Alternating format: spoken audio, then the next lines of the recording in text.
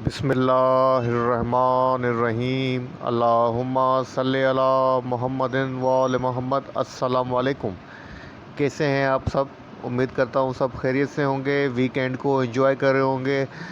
अच्छा जनाब, आज की डेट है 6 नवंबर, डे है Sunday. As per routine market का डेली व्यू आपके साथ शेयर करने वाला हूँ और वीकली चार्ट के ऊपर पोजीशन भी आपके साथ शेयर करूँगा और साथ साथ आपको वीकली बेसिस के लिए टू स्टॉक भी रिकमेंड करूँगा। तो वीडियो को स्टार्ट से एंड तक देखिएगा, स्किप नहीं कीजिएगा। बहुत काम की वीडियो है, आपको काम आने वाली है। शुरुआत करते हैं कि एसी 100 इंडेक्स की डेली समरी से। एसी 100 इंडेक्स की समरी से इंडेक्स ने अपनी जो लास्ट क्लोजिंग एडजस्ट की है 41,856 के ऊपर की है। इंडेक्स से जो पॉइंट्स डिक्लाइन किए हैं 234 पॉइंट्स डिक्लाइन किए हैं। परसेंटेज के हिसाब से बनता है 0.56% डिक्लाइन। वॉल्यूम की बात करें 71.11 मिलियंस के वॉल्यूम लगे हैं, जो कि अपने प्रीवियस डेज की बनस्बत लोअर हैं और अपने 5 डेज़ का जो एवरेज वॉल्यूम बनता है 68.55 मिलियन उसके अबाव है। इंडेक्स ने अपनी जो ओपनिंग दी थी 41,836 के पास से दी थी। अपना जो हाई पोस्ट किया 42,090 का किया है। अपना जो लो पोस्ट किया जनाब 41,720 का किया है। थ्रू आउट द डे जो इंडेक्स की पोजीशन रही है वो अंडर प्रेशर रही है। कंपनीज़ की बात करें तो जनाब 28 कंपनीज़ अप रही हैं, डाउन 61 रही हैं, अनचेंज 11 कंपनीज़ रही हैं। मतलब अक्रॉस ऑफ द बोर्ड जो पोजीशन रही है वो नेगेटिव रही है, सेलिंग के ऊपर रही है। टॉप पॉइंट कंट्रीब्यूटर्स की बात करें तो जनाब एडवांसर में नंबर 1 पे एफएफसी है, जिसने इंडेक्स के अंदर 23 पॉइंट्स ऐड किए हैं। डाउ ने जनाब 17 पॉइंट्स ऐड किए हैं। एफ फर्टिलाइजर ने 12 पॉइंट्स ऐड किए हैं। एचएमबी ने 6 पॉइंट्स ऐड किए हैं। पैकेट ने 5 पॉइंट्स इंडेक्स के अंदर ऐड किए हैं। अगर डिक्लेयर की बात करें नंबर 1 पे टॉप पर टीआरजी है, जिसने 29 पॉइंट्स डिक्लाइन किए हैं। सेकंड नंबर पे जनाब एबट है, जिसने 24 पॉइंट्स डिक्लाइन किए हैं। एमईबीएल ने जनाब 23 पॉइंट डिक्लाइन किए हैं। सिस्टम ने 22 पॉइंट डिक्लाइन किए हैं। लकी सीमेंट ने 20 पॉइंट्स डिक्लाइन किए हैं। टॉप वॉल्यूमीटर शेयर्स की नंबर 1 पे WTL है, जिसने 1 रुपीज़ 57 पैसा के ऊपर अपनी क्लोजिंग एडजस्ट की है। पॉजिटिव रहा 1.95%। सेकेंड नंबर पे हेस्कोल है जनाब, जिसने 8 रुपीज़ 39 पैसा के ऊपर अपनी क्लोजिंग एडजस्ट की है और पॉजिटिव रहा 0.60%। थर्ड नंबर पे जनाब SSGC है, जिसने 10 रुपीज़ 37 पैसा के ऊपर अपनी क्लोजिंग एडजस्ट की है। पॉजिटिव रहा 8.59%। उसके बाद नंबर है जनाब DCL का, जिसने 5 रुपीज़ 98 पैसा के ऊपर अपनी क्लोजिंग एडजस्ट की है। नेगेटिव रहा 3.24%। उसके बाद नंबर है जनाब सिनर्जी का, जिसने 4 रुपीज़ 83 पैसा के ऊपर अपनी क्लोजिंग एडजस्ट की है। नेगेटिव रहा 2.42%। ट्रांजेक्शन की और चेक करते हैं कि लास्ट सेशन के अंदर कोई मेजर इनसाइडर ट्रांजेक्शन हुई है। तो नंबर 1 पे हमारे पास जो कंपनी है जनाब वो हुप पावर है, इसके जो अंदर एक्शन है वो बाइंग का है जनाब और 2500 शेयर्स की बाइंग हुई है 67 रुपीज़ 70 पैसा की प्राइस के ऊपर। सेकंड नंबर पे जो ट्रांजेक्शन है जनाब वो CSAP के अंदर है और इसका जो एक्शन है वो बाय का है और 4,20,000 शेयर्स की बाइंग हुई है 38 रुपीज़ 80 पैसा की प्राइस के ऊपर। तो मेजर ट्रांजेक्शन मुझे यही लग रही है CSAP की। और उसके बाद नंबर है जनाब 4 नवंबर को CHS का। तो इसका जनाब एक्शन बाइंग का है और यहाँ पर आप देखते हैं कि जो ट्रांजेक्शन हुई है 4,31,000 शेयर्स की बाइंग हुई है 62 की प्राइस के ऊपर।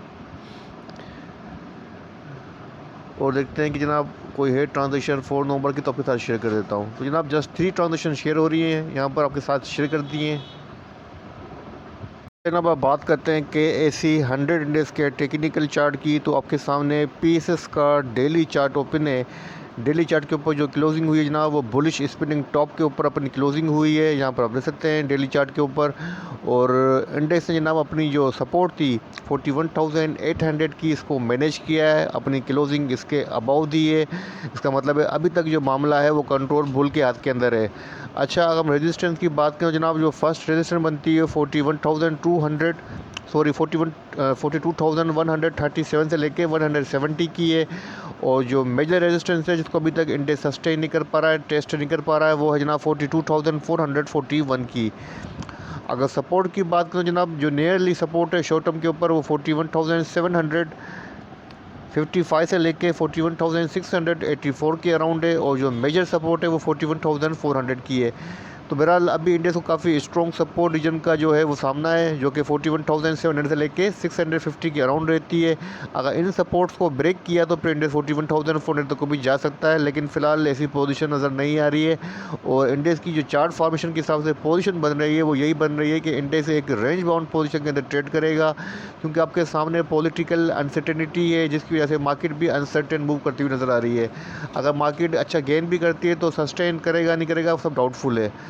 तो मार्केट के ट्रेंड के हिसाब से आपको मूव करना है। मेरे हिसाब से आपको जो स्ट्रेटजी रखनी है वो यही रखें कि 41,500 से लेके 600 के अराउंड आप बाय करें, और कोशिश करें कि 42,000 के अराउंड आप इसमें से एग्जिट लें। वह बाय ऑन डिप और सेल ऑन स्ट्रेंथ की स्ट्रेटजी रखें, और जब तक हालात सेट नहीं होते हैं तो आपको भी यही स्ट्रेटजी रखनी चाहिए। ठीक है ना। तो ये थी डेली चार्ट की पोजीशन। अब देखते हैं कि वीकली चार्ट के ऊपर क्या पोजीशन है। करते हैं KAC 100 डेज के वीकली चार्ट की। तो आपके सामने KAC का वीकली चार्ट ओपन है। वीकली चार्ट के ऊपर यहाँ पर आप देख सकते हैं कि जो क्लोजिंग हुई है जनाब वो हरामी बुलिश पैटर्न के ऊपर हुई है, जो कि एक पॉजिटिव पैटर्न है और पॉजिटिविटी को इंडिकेट कर रहा है। अच्छा जनाब, यहाँ पर आप देख सकते हैं कि अभी तक इंडेक्स ने अपनी 5 डेज़ का जो वीकली एवरेज लेवल है 41,848 का इसको मैनेज किया हुआ है। अपनी क्लोजिंग इसके अबाउ दी हुई है। और अब वीकली चार्ट के ऊपर जो फर्स्ट बनती है रेजिस्टेंस, यहाँ पे मल्टीपल इंडेक्स के पास जनाब रेजिस्टेंस हैं, वो 42,433 का लेवल है। और उसके बाद जो स्ट्रॉन्ग रेजिस्टेंस है प्रीवियस हाई वो जनाब 42,672 का लेवल है। अगर सपोर्ट की बात करूँ जनाब, जो स्ट्रॉन्ग सपोर्ट मुझे लग रही है चार्ट के पास, यहाँ पे मल्टीपल सपोर्ट्स हैं, वो है जनाब 41,356 का लेवल है। और उसके बाद जो सपोर्ट बनती है जनाब वो 40,555 की है।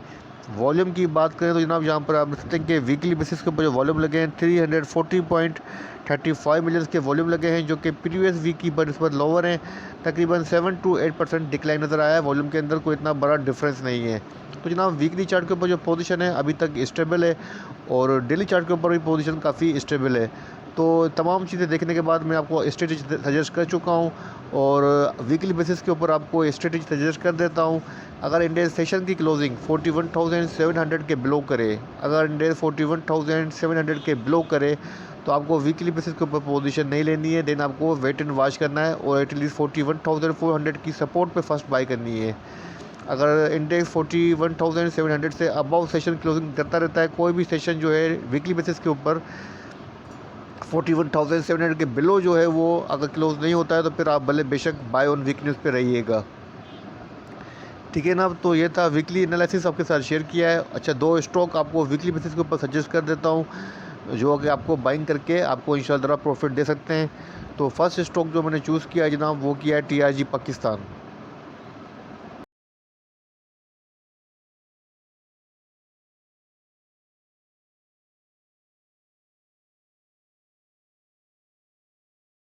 पाकिस्तान का वीकली चार्ट आपके सामने ओपन है। TRG ने अपनी जो वीकली क्लोजिंग एडजस्ट की है 118 रुपीज़ 61 पैसा के ऊपर की है। और वीकली चार्ट के ऊपर जो पैटर्न बन रहा है जनाब वो भी हरामी बुलिश पैटर्न बन रहा है, जो कि रिकवरी को फेवर करता हुआ नज़र आ रहा है। और TRG के पास जस्ट मैंने सिंगल रेजिस्टेंस और सिंगल सपोर्ट को जो है वो ट्रेस किया है। तो जो फर्स्ट रेजिस्टेंस है जनाब वो 129 रुपीज़ 98 पैसा की है, और जो सपोर्ट है जनाब वो बनती है 111 रुपीज़ 53 पैसा की। तो आपको मेरी राय ये कि आप सपोर्ट बाय नहीं कीजिएगा, वीकनेस पे बाय करने की कोशिश कीजिएगा।